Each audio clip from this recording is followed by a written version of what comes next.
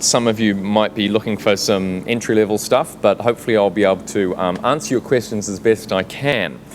And if I can't, of course, you can always search online. I might just start by talking about, I'm based in Wellington, I should say, and I've worked a bit overseas, but work for Google now, mainly on policy issues. But last month I was flying back into Wellington, and I was sitting next to this guy who'd just been to Shanghai. And we were chatting away, and he found out where I work, and he said, "Oh, I must tell you what I was doing in Shanghai." And he was there, and he had run out of cash, and he wanted to find an ATM machine. So he went to his Google Maps navigator, put it in for walking, and found where the closest ATM was, and it was down the street. So I started walking down the street, went up over one of those pedestrian bridges, and then came down and found this sort of little courtyard area. And he looked and he looked and he couldn't find the ATM, and he was getting really pissed off, he told me. And then he saw a security guard, so he went over to the security guard, but of course he didn't speak Chinese. So he got his Google Translate and put in, "Where's the ATM?" and it brought up the Chinese characters, and he showed it to the security guard, and the security guard looked at it, smiled, and then pointed to the corner, and he'd walked completely past it.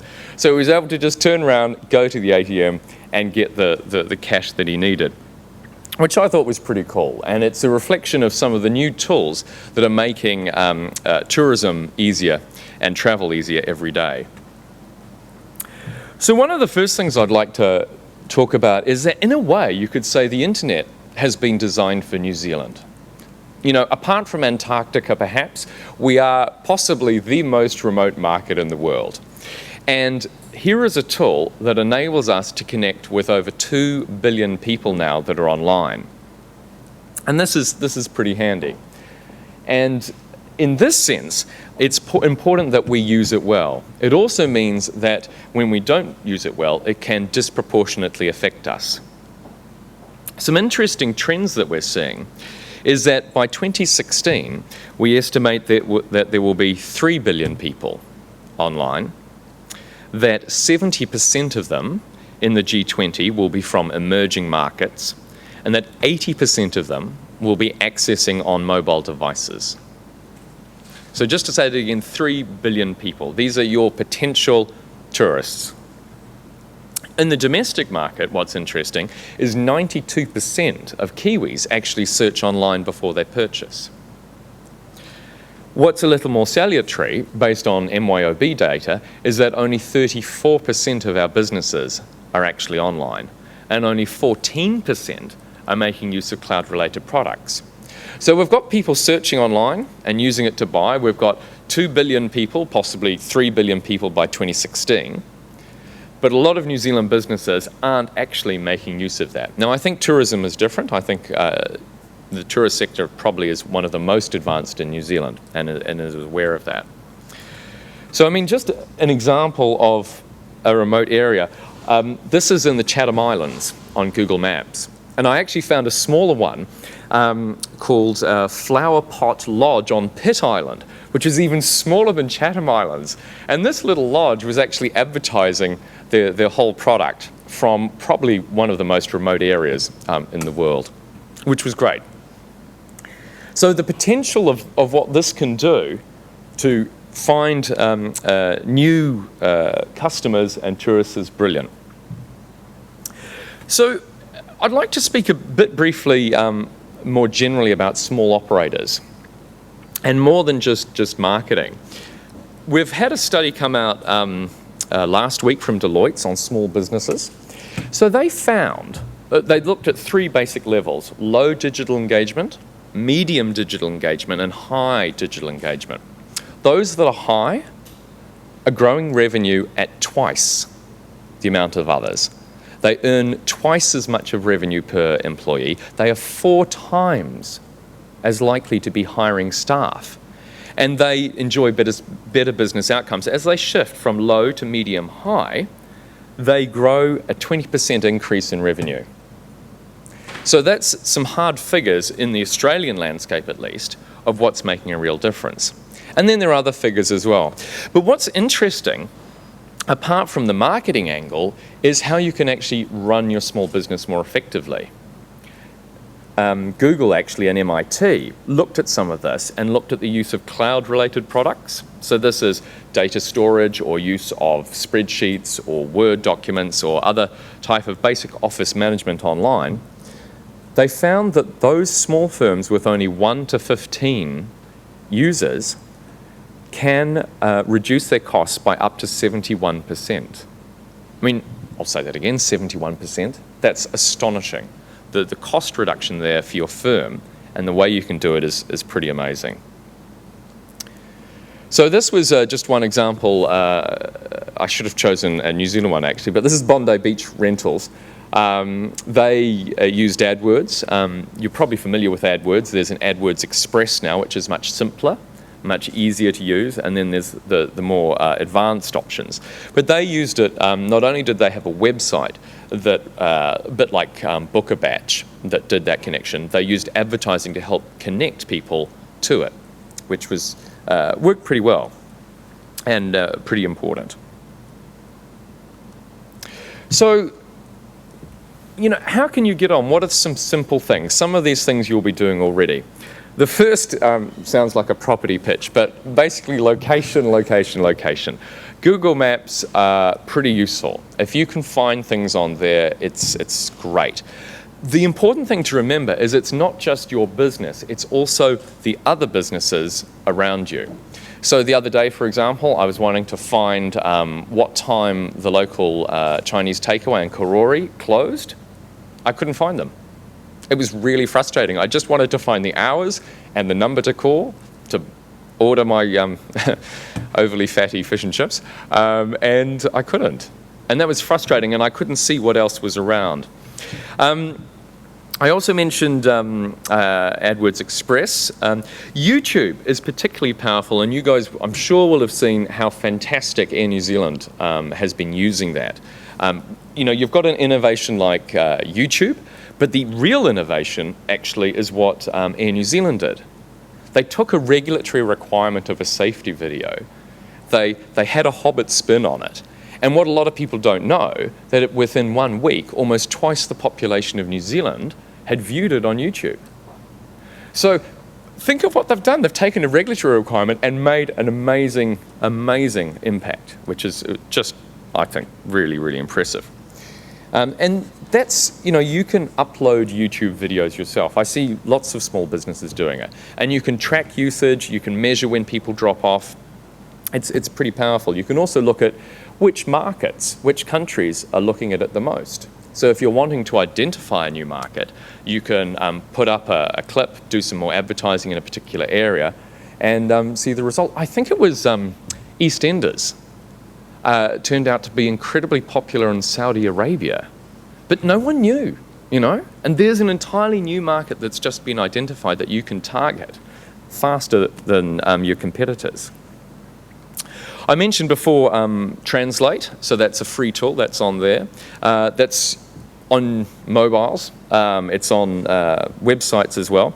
Google Correlate is quite a cool one. This is beginning to use big data.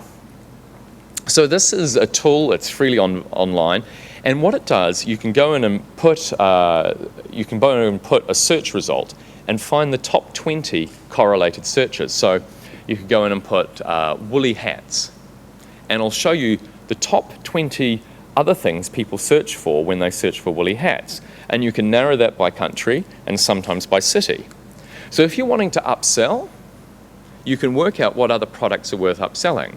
It has the inverse as well. So it has diving gear with that. So don't try and sell diving gear with woolly hats, because you won't do a lot of joint sell. But if it's mittens as well, then you will, and you can put those together. And that data is quite handy. Hangouts. This is like Skype, but unlike Skype, it's you can do multiple views for free. If you're needing to connect with people around the world, you can have your document up. You can have everyone working on the same document at the same time. And you can have your video conference and see everyone. We use all our own products. So every week I have meetings with people from Senegal through to Shanghai. And we have our document up there with our agenda, and we see everyone at the bottom of the screen, and it's really handy. And then, of course, there are the apps for business. Another great products like Xero. Apps for business are sort of an office-type suite, spreadsheets and others. And again, with those, you can share them. Rather than sending attachments, you just send the link. And then everyone can actually work on it simultaneously, rather than having to send attachment to attachment. And I find that really, really handy, actually. So those are some sort of basic products. And then, of course, each of these aspects, whether it's your location, whether it's your enhanced marketing, whether it's improving your customer relations, whether it's saving money through leveraging the cloud, or things like staff recruitment. When you're trying to recruit staff, they will judge you by your website. They will judge you how cool your tools are.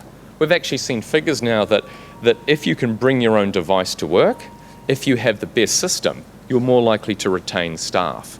So when you're assessing an IT change, one of the benefits you also get is retention, which is pretty cool. So in that sense, there's a whole range of cool products there, many of which are free. And there's quite a lot of people using them. I'd like to just conclude by talking briefly about the future, some of the trends we're seeing. I mean, the first and most obvious is mobility. As I mentioned before, a lot of people are using smartphones, other devices to connect. And that's brilliant. And so that's a trend we're distinctly seeing continuing. Trends that we're working on are things like driverless cars. You may have seen in California and in Nevada now we're trialing these. I think they've done 200,000 miles of testing without a computer accident. It's only humans that seem to be creating those accidents. But imagine in maybe 10, 20 years' time, tourists come to New Zealand and they're actually able to get in a driverless car. So the safety for travel completely changes.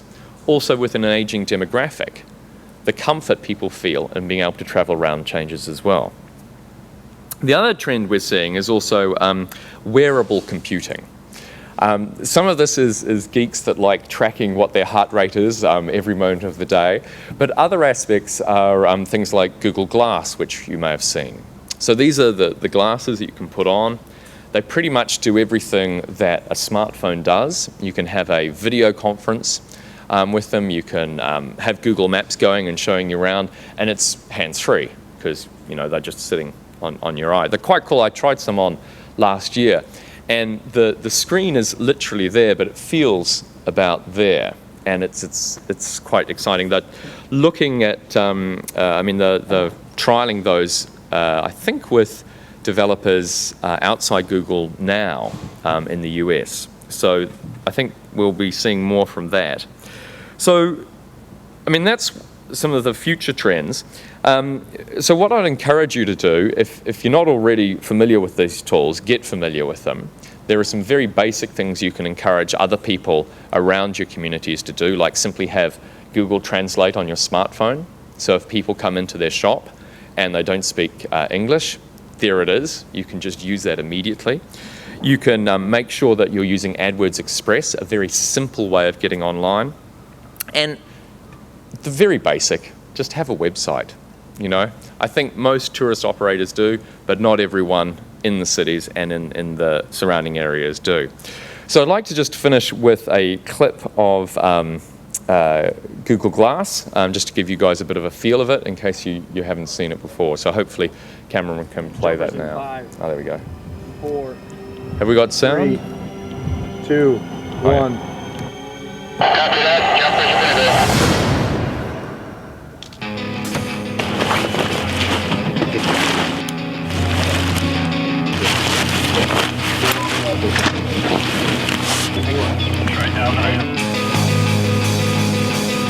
This is awesome.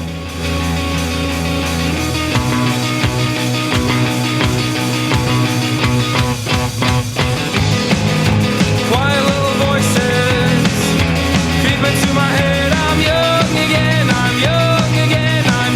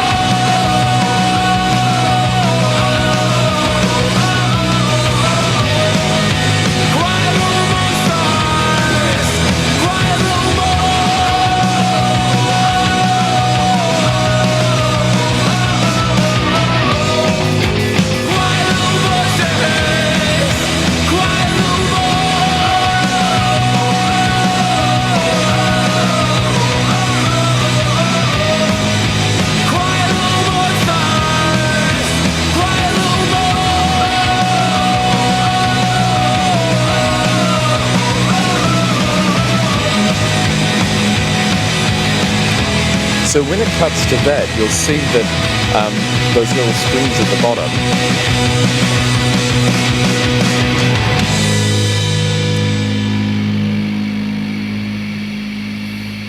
So a couple of things to realize there. That's actually a live video conference, those things. It's not just something filmed by a camera. So what that does is that changes the actual experience. So you could be skydiving over Queenstown and your friend in London can be watching at the same time. And you can videotape that at the same time and capture it. So these are the types of experiential connections that this will achieve. Cool, so any questions?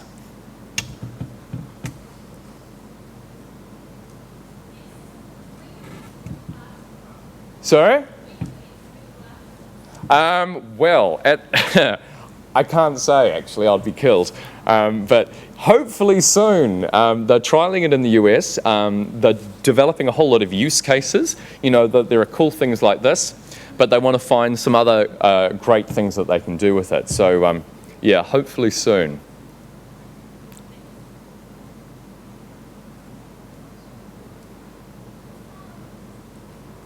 Cool. Oh, well, thank you very much, and have a great day.